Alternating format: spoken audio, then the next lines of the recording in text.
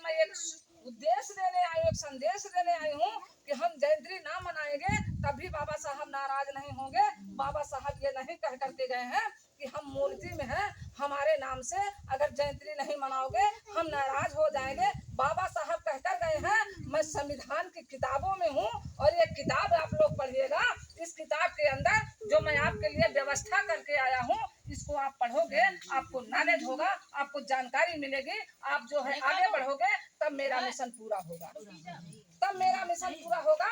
इसलिए बाबा साहब कहकर गए हैं मैं मूर्ति में नहीं हूँ, मैं किताबों में हूँ, कभी फुर्सत मिले तो पढ़ना मुझे, मैं बेमिसाल उलझनों का समाधान हूँ और मैं भारत का संविधान हूँ, लेकिन भारत के संविधान को आपको कहने में आसान लगता है। इसी भारत के संविधान को बाबा साहब को बनाने के लिए कितना जालिम सितम का सामना करना पड़ा, कितना उनको जो क्या कहते हैं मानववादियों से लड़ाई लड़ना पड़ा, कितना उनको त्याग तपस्या करना पड़ा, कितना उनको संघर्ष करना पड़ा, ये आप लोग नहीं जानती हैं। हम और आप तो सिर्फ और सिर्फ संविधान का लाभ लिए हैं भाइयों, बोलिए सही है कि नहीं? संविधान का सिर्फ लाभ लिए हैं और संविधान आज खतरे में है। हम कहते हैं संविधान आज खतरे में है। हमारे पुरखों को गाली दे करके बुलाया गया, हमारे पुरखों को मरे पशुओं को मांस खिलाया गया, हमारे पुरखों को गंदे छोर का पानी पिलाया गया, हमारे पुरखों को इस तरीके से बैठने का कभी अवसर नहीं मिलता था, हमारे पुरखों के गले में मटकी टांगी गई,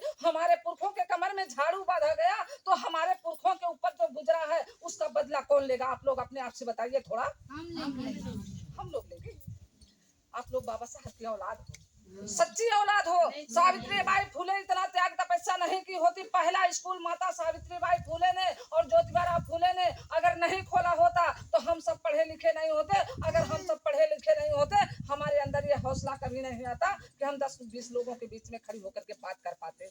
जितना त्याग तपस्या हमारे पुरखों ने किया, अपने आप को कुर्बानी दिया, तब हमको आपको बोलने का मौका मिला, तब हमको आपको शिक्षित होने का मौका मिला, तब हम आप जो है सामाजिक बन पाए, तब हमको आपको जूठा खाने से छुटकारा मिला। नहीं तो हमारी महिलाओं को वो प्रथा आप लोग जानती हैं कि नहीं जानती हैं, जिसका पति मर जाता था उसकी पत्नी को जिंदा जला दिया जाता था। ये सोचने की विषय, इस पे कौन सोचेगा? साहब हमारी आवाज बढ़ती जा रही, अभी दिक्कतें होगा, देख लीजिए अपने आप से, हमारे कहने से मत मानिए।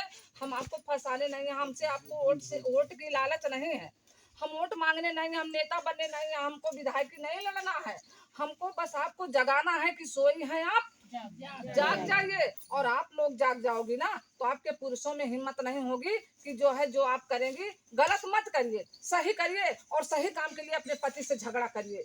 जब आपका पति सपोर्ट नहीं करेगा हम खड़े हो जाएंगे, बोलिए सही है कि नहीं? आपके पति इतने बुद्धू नहीं होंगे, इतने बुद्धिहीन नहीं होंगे कि आपकी बात को नहीं मानेंगे। अगर आपकी बात को नहीं मानते हैं, चलिए उनको लगता होगा, उनको लगेगा एक बार आप यहाँ से जाएंगे, कहेंगे कि हम उस संगठन में शामिल होने जा रहे हैं, आपके पति आपको डांटेंगे कि कौन आया उल्लू बना के चला गया। क्यों भैया, आप लोग तो डांटते हो, डांटोगे, अभी जाओगे ना, आपकी पत्नी नहीं हो, मतलब पत्नी होती आपसे जाके ये सारी बातें बेचारी बता ही नहीं पाती है, महिला इतनी बात बता ही नहीं पाएंगी, उनको बेचारी को ज्ञान ही नहीं है। तो पति लोग कहते हैं केहू आए था उल्लू बना के चला, ऐसे तो कहा थी।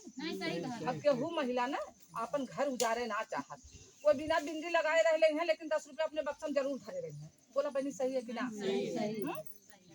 लेकिन आदमी लोगन औरतिन का का कहती ना, अरे ये घरे उजारे प्लाग है, कहती कि ना आदमी लोग का अच्छा अक्सर कहती।